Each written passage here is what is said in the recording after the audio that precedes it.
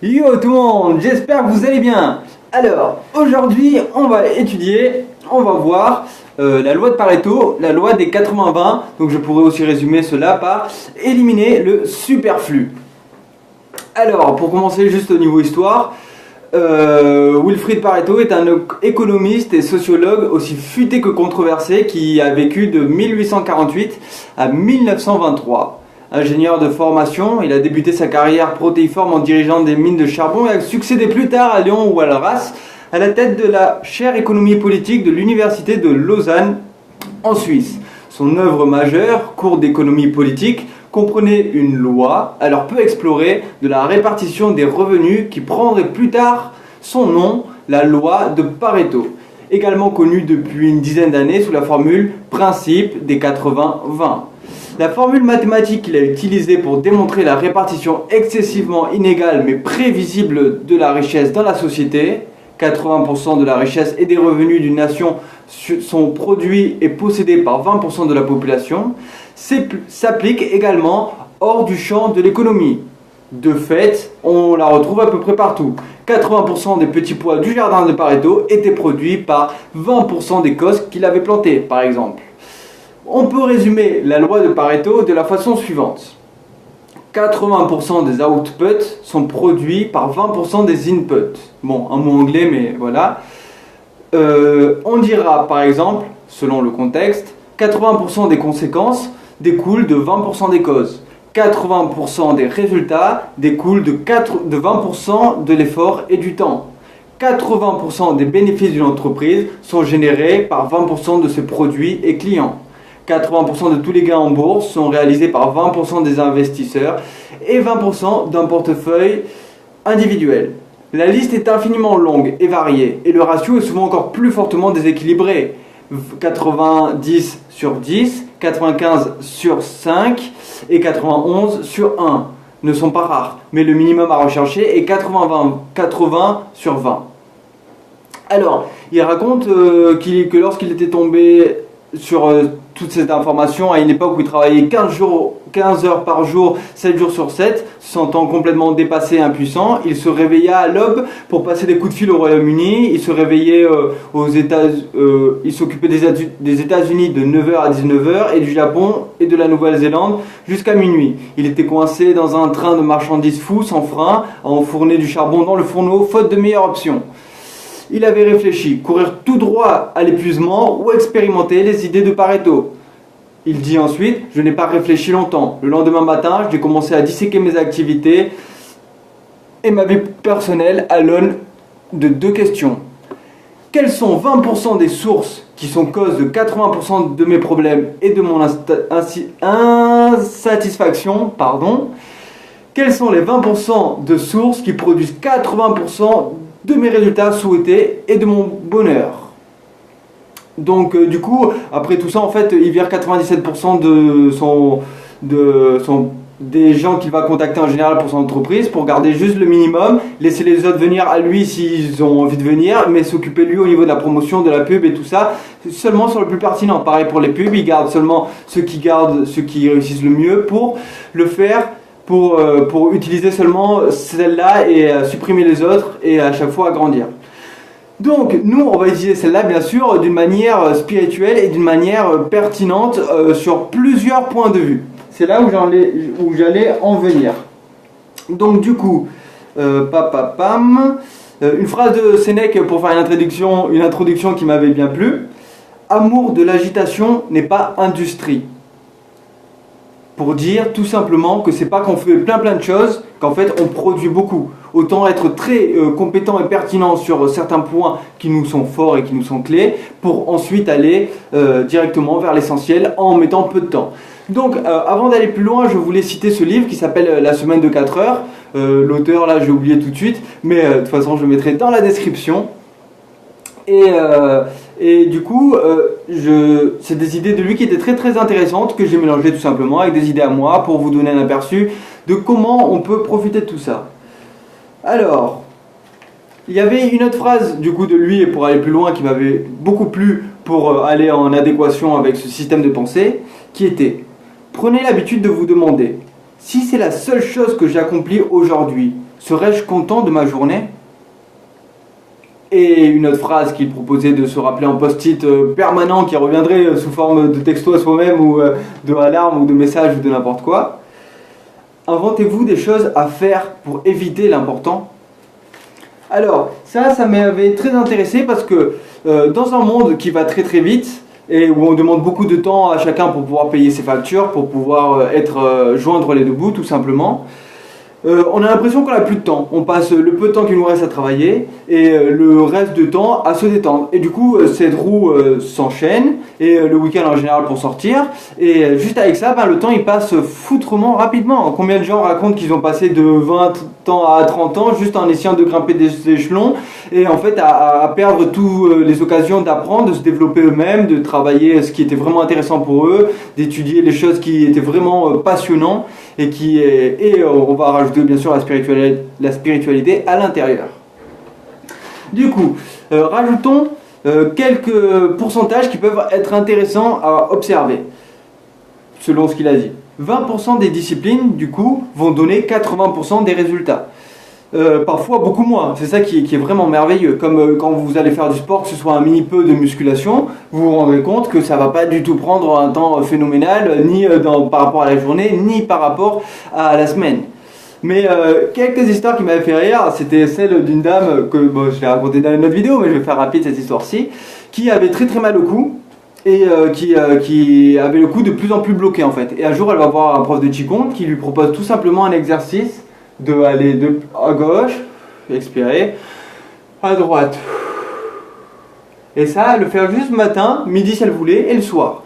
Et du coup, cette dame, au bout de X temps, quelques mois, elle se sentait complètement débloquée et complètement soulagée. Ça nous montre qu'une seule discipline, une seule direction, qui va prendre ne serait-ce que 3 minutes dans une journée, peut, sur le long terme, engranger des graines, des résultats incroyables.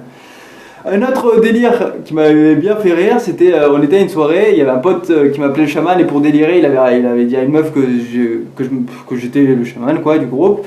Et même si lui, vous le verrez jamais dans mes trucs, parce qu'après souvent il parle, mais quand il faut aller voir vraiment ce qui se passe, c'est plus dur, ça demande plus de courage. Et du coup, elle était venue me voir juste pour me poser des questions, pour délirer, et elle m'avait montré ses mains qui étaient en fait rongées. Elle avait la manie de toujours se ronger les ongles et c'était quelque chose de dur pour elle. Et du coup, je lui avais tout simplement proposé juste de la méditation pour commencer, selon les CAD, mais ça c'est pas grave, mais juste 10 minutes vraiment le matin. Et le soir, si ça lui faisait plaisir. Et du coup, la revoyant plus tard dans un bar, à l'époque, elle m'avait beaucoup remercié parce que juste ça, elle avait ressenti beaucoup moins de frustration sur le long terme de la journée. Et du coup, ses doigts étaient de plus en plus clean. Et c'est ça qui était incroyable, comment 10 minutes par jour, voire 20 minutes par jour selon le cas, peut vraiment avoir un résultat phénoménal sur une durée beaucoup plus grande. Alors, un autre petit truc, ça c'était par rapport au plantage, d'accord. 20% des bugs font 80% des plantages. Donc c'est juste pour dire à quel point parfois c'est une mini chose à l'intérieur d'un système qui va toucher beaucoup de choses à l'extérieur. Un autre point qui m'avait fait beaucoup rire aussi, c'est la nourriture. Vous voyez comment souvent 20% de notre nourriture possède en fait les nutriments que l'on a besoin et comment souvent 20% de notre nourriture est vivante. Regardez, quasiment tout ce qui sort du frigo va être mort d'une certaine manière, plus que d'une certaine manière. Parce qu'il est déjà passé par la chaîne du froid, il a complètement été annihilé à cet intérieur-là, il n'est pas cru, donc il n'est pas vivant, et voilà.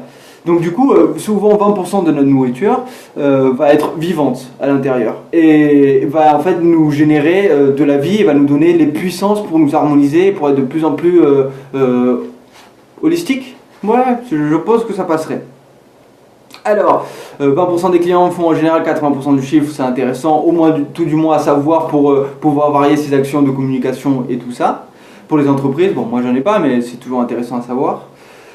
20% des pensées, c'est un truc qui est moi-même rajouté. Ils avaient fait une étude, je crois, qui disait que 82% de nos pensées en général sont négatives. Donc 20% des pensées sont en général pertinentes, c'est-à-dire joyeuses, comme il dit dans les conversations avec Dieu, je suis ta pensée la plus joyeuse, ta parole vraie et ton action qui est amour, voilà c'est ça qu'il dit.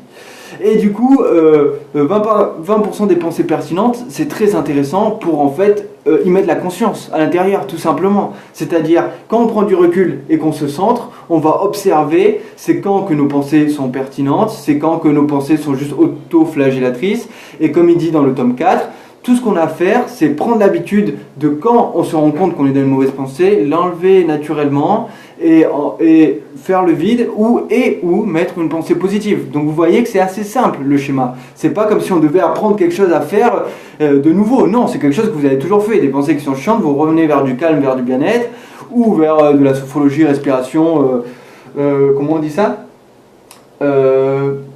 des mantras, donc des affirmations, ou tout simplement faire des pensées positives, naturelles, genre bon tout va bien, c'est impec, je suis en forme, c'est parfait, ou je suis vivant, ou la vie est belle, ou tout ce que vous voulez.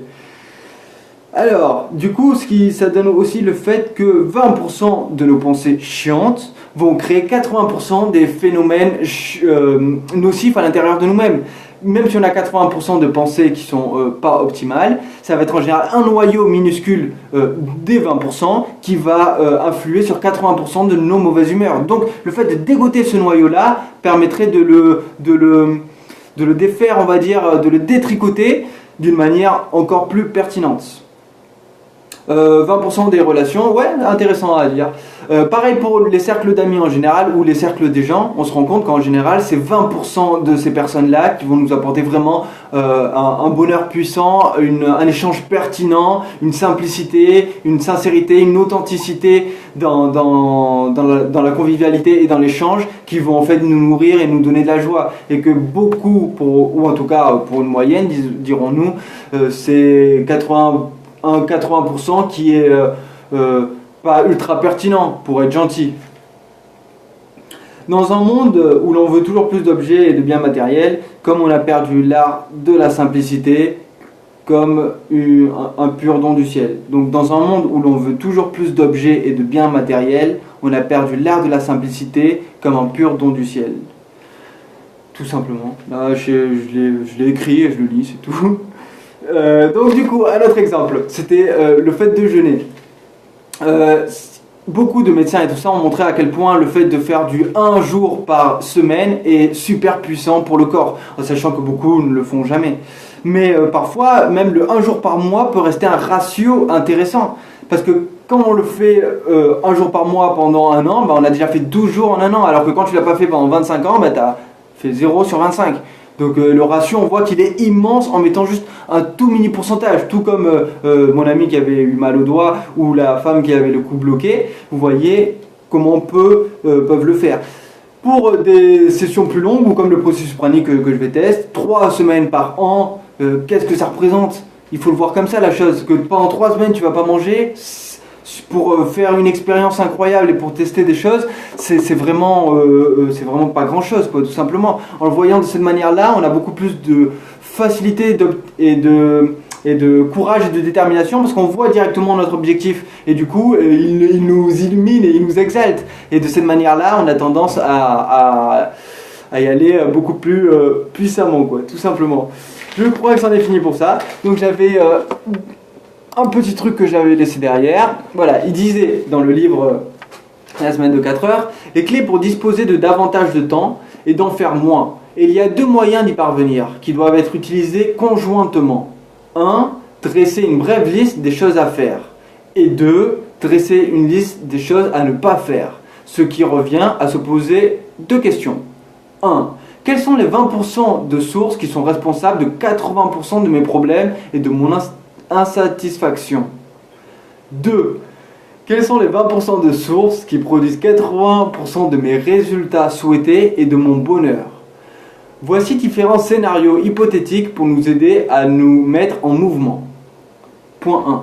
Si vous aviez une crise cardiaque qui vous oblige à travailler seulement 2 heures par jour, que feriez-vous? Et ensuite, si vous aviez une deuxième crise cardiaque et que, cette fois, vous soyez contraint de travailler seulement 2 heures par semaine, que feriez-vous? 3. Si vous aviez une arme braquée contre la tempe et que vous soyez obligé d'éliminer 4/5 d'activités gourmandes en temps, lesquelles supprimeriez-vous? La simplicité exige d'être sans pitié. Courriel, coup de téléphone, conversation, paperasserie, réunion, publicité, fournisseurs, produits, services, etc.